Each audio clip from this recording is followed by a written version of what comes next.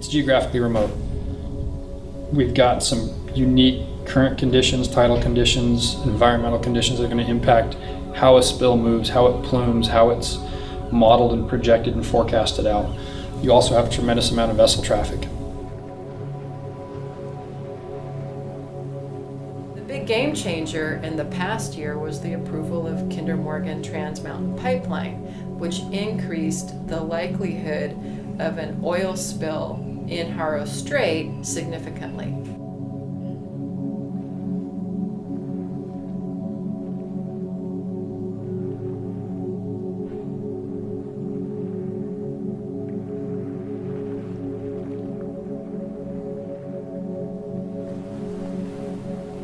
The Haro Strait is one of those places where large bodies of water like Georgia Strait get constricted and move quickly through narrow passages, and places where, because of the topography of the bottom, the water churns from surface to top and is a place that biological life enjoys to a great extent. That's where you find the whales, that's where you find the seals and the sea lions, and all of them are looking for the same thing, food. The greater Puget Sound area, the Salish Sea and the Straits of Juan is one of the most extraordinary environmental places, but it's also, on the other side, a vital economic engine to both the United States and Canada when it comes to our imports and exports. And the economic engine that is shipping, is well over $1 trillion to our economy nationally. And it just so happens that the Salish Sea, Puget Sound serves as one of those gateways.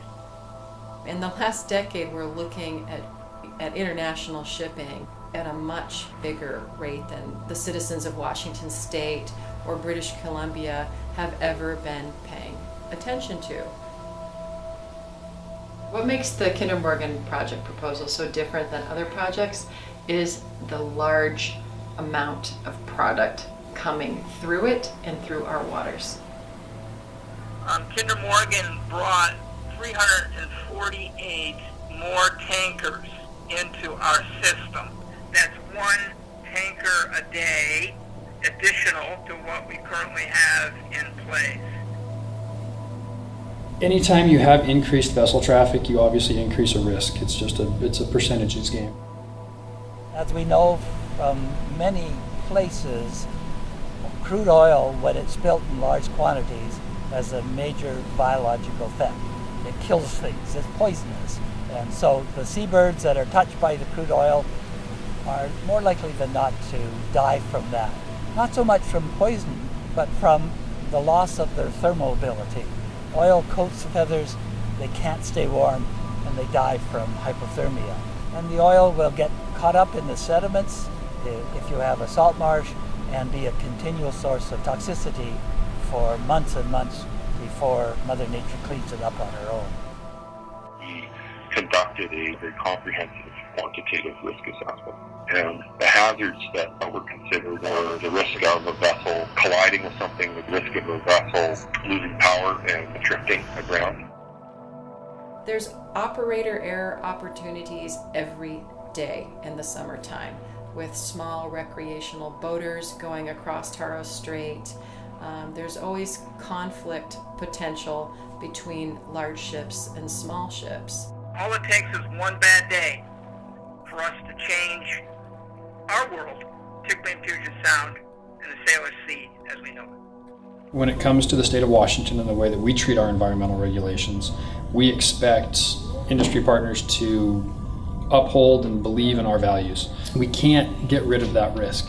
What we can do is try to mitigate it by pre-staging equipment, pre-training local organizations and groups such as Island Oil Spill Association. We've got to make sure our shipping is as safe as possible, which means we must have the best robust oil spill prevention measures in place, as well as the best possible oil spill cleanup. In Canada, for tankers, they're inspected by the federal government the first time they arrive in Canada and then once a year after that. And Kinder Morgan, our small piece in this is that any vessels that are proposed to come to our terminal, They obviously need to meet all the Canadian international requirements, but we also have a role at our terminal that we refer to as the loading master, and that person is responsible for screening the vessels. Lots of times those vetting standards for the ship coming to the dock to actually take the oil and move it is actually far more stringent from a safety perspective than the international and domestic standards. The vessels themselves are double hulled. That's common around the world today. And the cargo within the vessel is divided up into about 12 separate compartments. All these vessels have trained marine pilots on board as well. Vessels transit through a very well-established set of shipping lanes, and they do so under the watch of a system that's called Vessel Traffic Services, and it's very much like air traffic control. And the Vessel Traffic Services is monitoring the ship to make sure that it's where it should be and there's no conflicting traffic. So they have pilots, they have escorts, they have the Vessel Traffic Service, Canada and the United States, and with the Kinder Morgan shipping, it's going to go all the way out to Juliet. 98.2% of the time when there's accidents, there are no oil spills. So what you'll see in the report is the impacts of that 1.8% of the time, the potential that's out there from a modeling perspective of spilling oil in the waterway involving commercial traffic. If an event occurs, if there's a spill, it's all about initial immediate notification. And one of the things that we really push is this idea of a fast, coordinated, aggressive response. Booms are put out, exclusion devices are used to try to direct and divert the oil into less sensitive spots. The thing about places like Harrow Strait is that it's virtually impossible to recover the oil. The companies will tell you, yes, we have all kinds of oil pollution pickup equipment, but it's designed for calm weather and calm seas. You don't find where tides are ripping and wind is blowing the ability to be able to pick up the oil. I think every day that these ocean-going vessels are transiting around the San Juan Islands is a day that we need to be very thankful for that there wasn't an oil spill.